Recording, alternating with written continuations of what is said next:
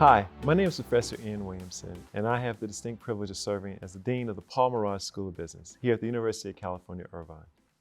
Welcome to another episode of the Dean's Thought Leaders Series. Today we have with us, I think the appropriate word would be a visionary entrepreneur. We have with us Marlo Brooke, who is the founder and chair of Avatar Partners, as well as the founder and CEO of Simple AR. These two firms are truly groundbreaking. And in these firms, they provide a host of services in the spaces associated with heavy-duty, industrial-grade, augmented reality, mixed reality, spatial reality, and holographics for a wide variety of companies in industries such as aerospace, construction, defense, healthcare, and manufacturing, both across North America and abroad. What is really great about these two firms is that they are founded here in Orange County, right down the street from the University of California, Irvine. Marlo, thank you very much for taking the time to join us today. My pleasure. And I am very excited to learn a little bit about you, as well as the companies you have founded and the work that they're doing. It's an honor, Ian. So let's start with AR, VR. These are terms that are, we'll say, buzzwords. We hear a lot about them now. Many people have many different definitions as to what they are. Can you maybe start with what are they, or how does your company view them? And then what is the impact that AR and VR is going to have, you believe, on business and society going forward? Okay, great questions. So it's a subject I'm obviously very passionate about.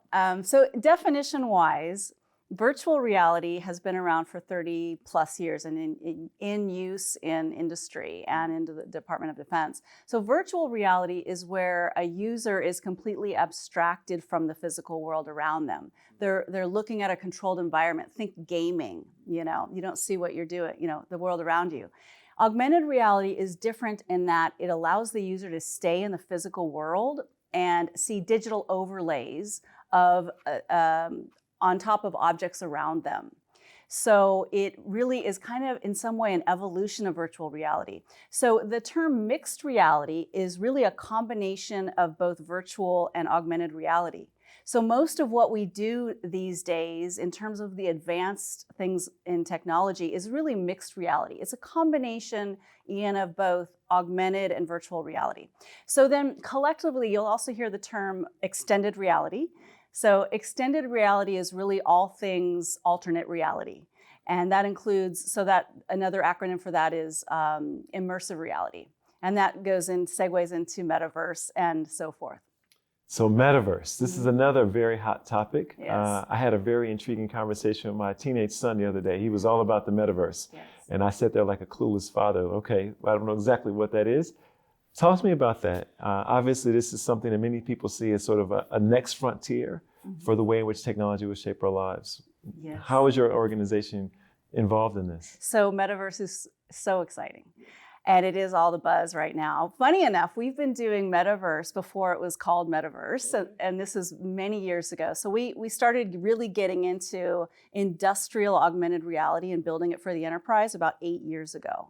It really became enterprise ready. And at that point, we started doing collaboration, which then became known as Metaverse. So the term Metaverse today means that it's a person that's in an imaginary environment or a virtualized environment, interacting with multiple virtual entities or avatars, and performing functions. Maybe they're shopping, they're drinking beer virtually, or they're just doing virtual things.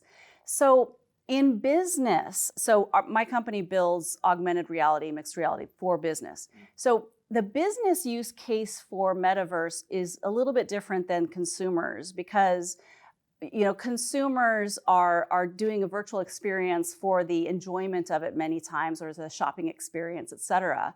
In business, you want to get something done, right? So Metaverse can support business, but really in a way that we call it mixed Metaverse. So mixed Metaverse, similar to mixed reality, is where you're using a combination of the virtual digitized overlays, but you're in an augmented experience so that the employee, the worker, stays grounded in the physical world, but is still taking advantage of the benefits of virtualized information around them. Can you give me an example of a product or service you provide to a company like that? Mm-hmm. Oh, many things. So for example, we have a customer who needs to do engine repair in the bowels of a ship. And they, first of all, they see this humongous, engine that needs to be repaired, and maybe the employee doesn't know how to do that. So they can take a wearable device. They can even take an iPhone, something you might have in your pocket. These days, every single smartphone that's out there is AR enabled, MR enabled. Yeah, so it's very much ubiquitous technology. So in this case, the worker wants to be able to do a maintenance action, but this maintenance task is expensive if it's done wrong. It could kill people. The ship could, sink. It could be very, very expensive, hundreds of thousands of dollars to fix if they do it wrong. So we're talking about safety of life, cost, high cost. Also, it's very complex. So how long will it take the maintainer to perform this?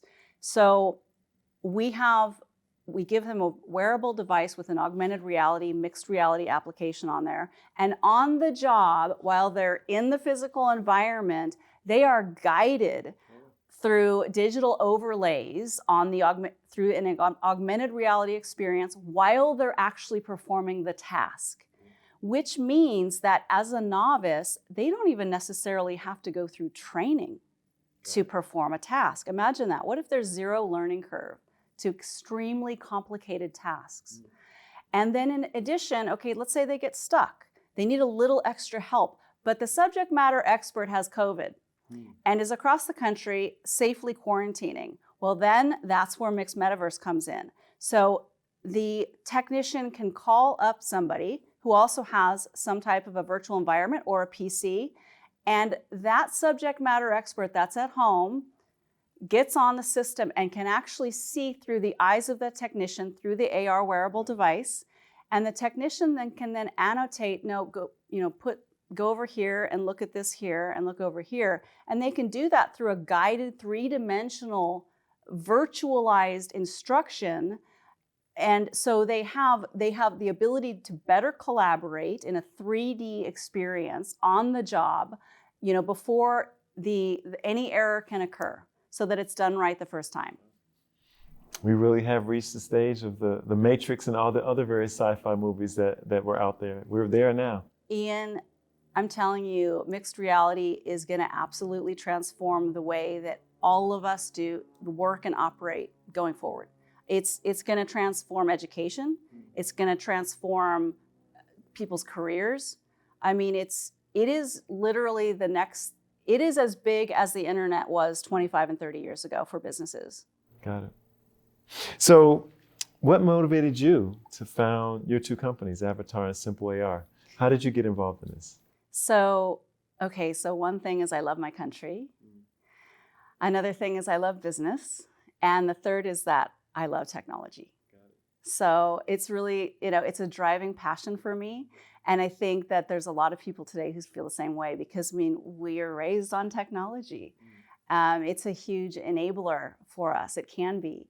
And really, when you marry up the need that businesses have for greater efficiencies, for safety of life, for reducing costs, for reshoring, for maintaining equipment here, in our country, and for, upskilling our employees. Really, this is a game changer. This can strengthen our economy, can strengthen our people, it can strengthen our industry. The whole industrial ecosystem is going to be massively affected by this. So were you always, what was your pathway? Were you an engineering student? What got you, how did it start? So funny enough, it was very much organic. I was never expecting to be, running engineering companies, software engineering companies. And I was very much interested in writing and liberal arts and kind of the fun subjects that are, reading and literature and the things that I loved going to college for, exploring ideas and concepts. And so I got a part-time job when I was in college someone asked me to do marketing and I'll build a website. And so I started getting into this, the World Wide Web and the internet, and I just absolutely fell in love with it. There you go. Yeah, I fell in love with technology. So I'm really a technophile at heart. And what was that first step to saying, I'm going to start a company in this? So that was really driven, and everyone always asks me this, but really it was 9/11. It really was. What I saw when 9/11 happened, I mean, I'm sure you remember exactly where you were. Yeah, and it was just the desire to do good things for this world, to make this world a better place, a safer place, to give back to those people who ran into the building, and to do a good thing. And I think that a lot of people that are entrepreneurs or thinking about being entrepreneurs, when they have that heart focus and the desire to do great, and they also know something about technology, I mean, it's just a natural progression. So I should note that, it's not a lot of women who run AR, VR companies. How has that shaped your journey? The fact that you're probably one of the few. Yes, so I'm asked that question a lot. And I have to say, yes, it's challenging. And I have to say that every single challenge, I'm so grateful for, and looking back. Not always did I say that. Not always. Yeah. But I have to say that, every challenge made me a better leader. Yeah. Every step of the way. Every failure was not a failure because I never gave up. Yeah. So if we can look at every failure as a learning experience, then we don't actually fail. We only fail when we quit. And so what I've found is that it's taught me to the true I would say telltale sign of a leader is that a great leader can make other great leaders. So I have been able, and it's taken me many years to learn this, but I have been able to train my own team who has supported me in being a leader. I have trained them to lead the companies. So now, I mean, I've been able to take much of a back seat. The people that have been with me from anywhere between 9 years and 19 years are, largely running the company. And, I'm very proud of that. I'm very proud of them and what they've done. Did you feel a sense of tension? Oftentimes when I speak to successful entrepreneurs, there's a little bit of a tension in the sense that they had the vision, they founded the organization, but they know for the organization to blossom, others have to take a part in it. And there's that sort of period of time where you're sort of handing off your child to someone else to raise or someone else to monitor. Did you feel that tension at all in your organization? And it sounds like you now have a team that you trust and can lead the organization, but was there ever more time when you kind of had to consciously think about stepping back or letting go of certain things? Constantly. Yeah. I mean, the biggest thing as an entrepreneurial, the definition of an entrepreneur is a control freak. So I am a self-confessed control freak. So it's like a life journey to give up control. And there's nothing more liberating than giving up control. And so yes, I've had to train myself and be trained. I've taken a number of great leadership trainings. And I have found that, you have to put steps in place, Ian. One very common thing is KPIs or key performance indicators, key performance metrics, holding people to standards, checking and verifying, and then guiding. Yeah. And it's not always so easy and simple, and sometimes it's very painful. But if you respect, really, the reason I'm successful is because I have great people supporting me. I think that's a definition of leadership and actually power. People think that power is, what is power? Power is, a leader is only powerful because of other people. That is literally the only thing. So people support me. That's what power is. Without those people, I have nothing. And that's true, by the way, of all great leaders and all the things you're seeing in the world around, that we're seeing in the world around us right now. Power sometimes is taken by force and sometimes it's not so pretty. But at the end of the day, if a leader has no power if they don't have anybody supporting them. And so you've had to learn that lesson. Yes, I've had to learn that lesson. Yeah, definitely. And so what do you see as being some of the next steps in terms of products or services or the types of future things you would love to see your company being able to lead around? What's the type of things that, 5 years from now we'll be talking about? Oh, so many things. So one of the things that will absolutely happen in the next 5 years is that augmented reality will dominate, will be the go-to technology in business. So virtual reality, as I mentioned, it's been around for a fair number of years, and it's fairly stable. There are specific use cases where virtual reality is incredible. So one of them is in consumer, all immersive environments such as gaming. Virtual reality is very, very good for simulation and training.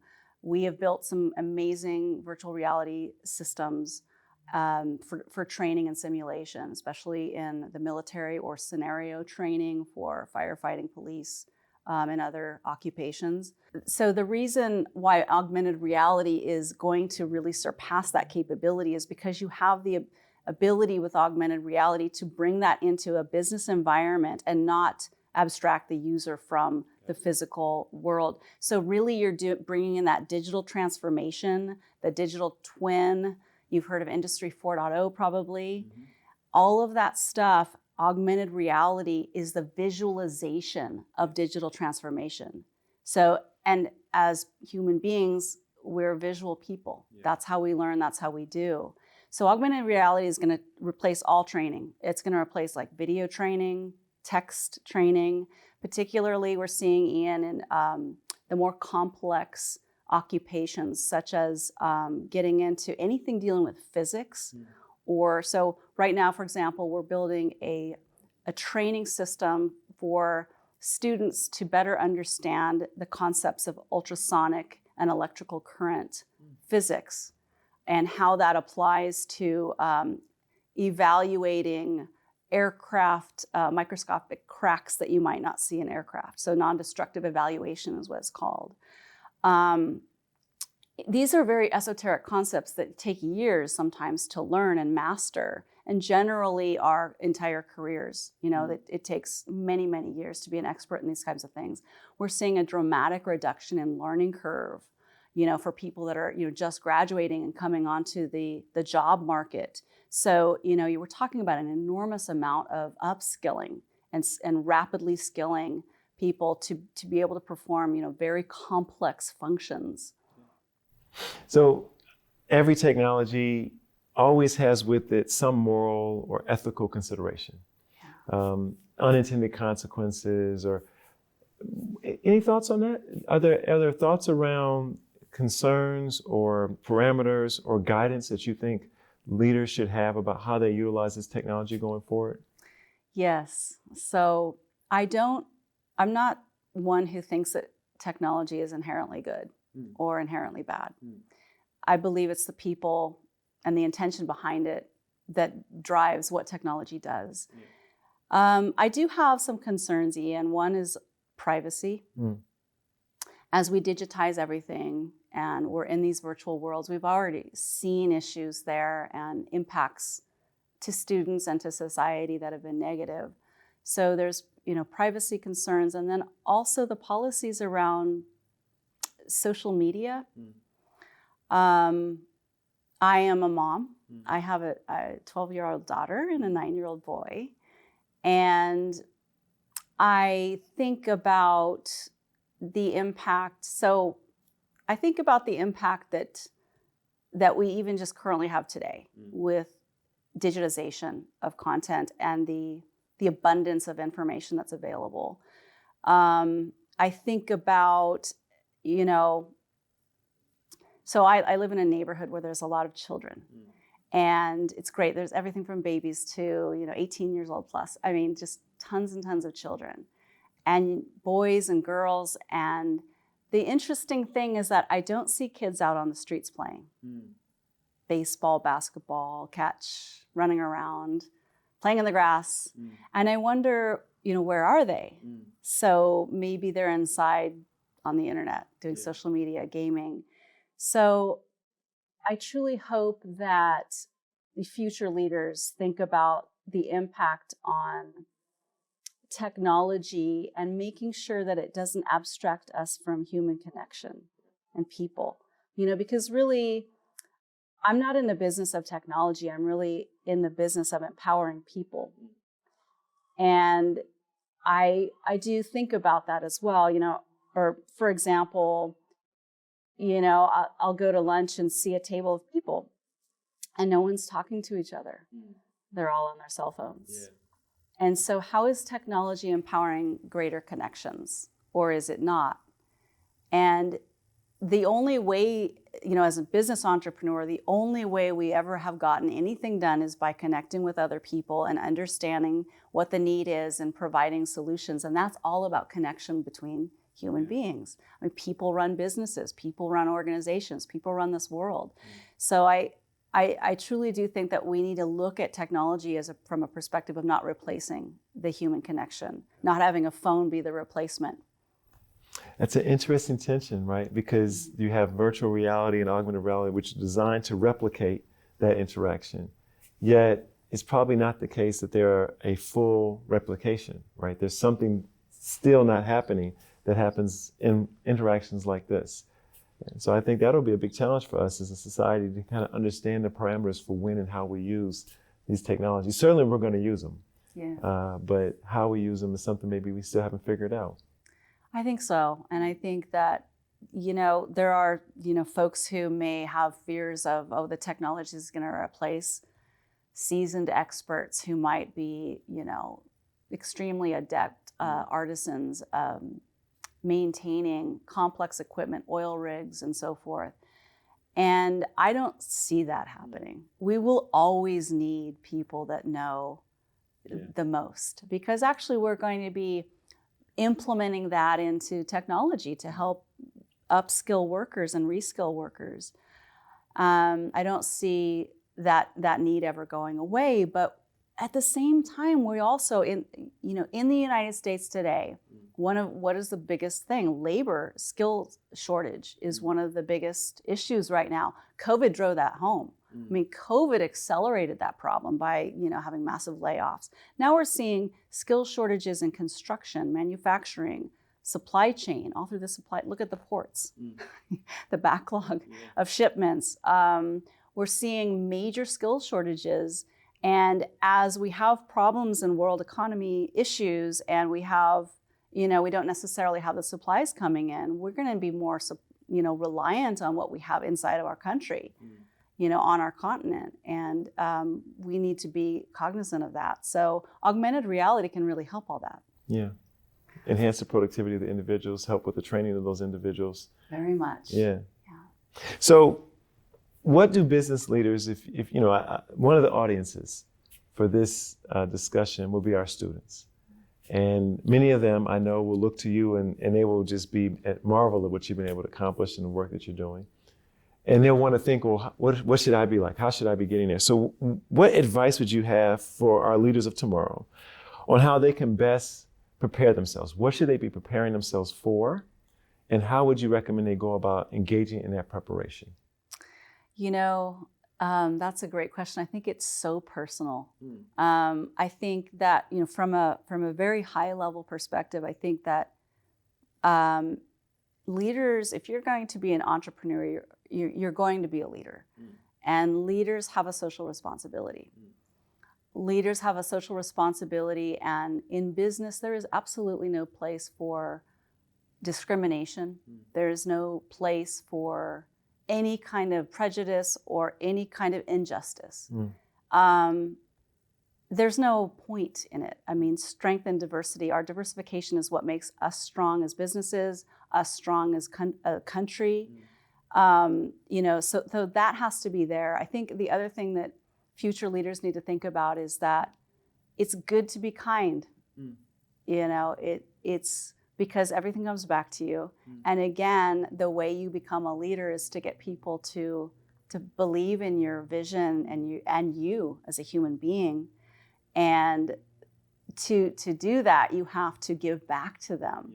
I truly believe I really believe in servant-based leadership. I mean, as it's a twisted concept, maybe it's old-fashioned concept, and people have different opinions about it, but you have to give back. So, this is one of the reasons why from the date of our inception, we give back. We're very philanthropic. I'm very philanthropic. I think you just kind of have to build that into who and what you are, because if you want other people to do things for you, you've got to do things for other people and to society and to your community around you. Even as a small business entrepreneur, even if you're making $50 a year when you start out, you should give 5% or 10% back to the community that you serve.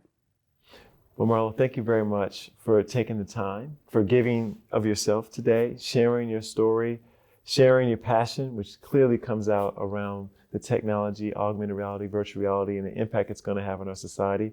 We're exceptionally proud to have you here in Orange County, and I do hope that your story inspires others to get involved in this space and to help shape how we use it going forward and the types of tools that will hopefully augment the quality of our life. Wonderful. Thank you so much for the interview. It's an honor. Thank you.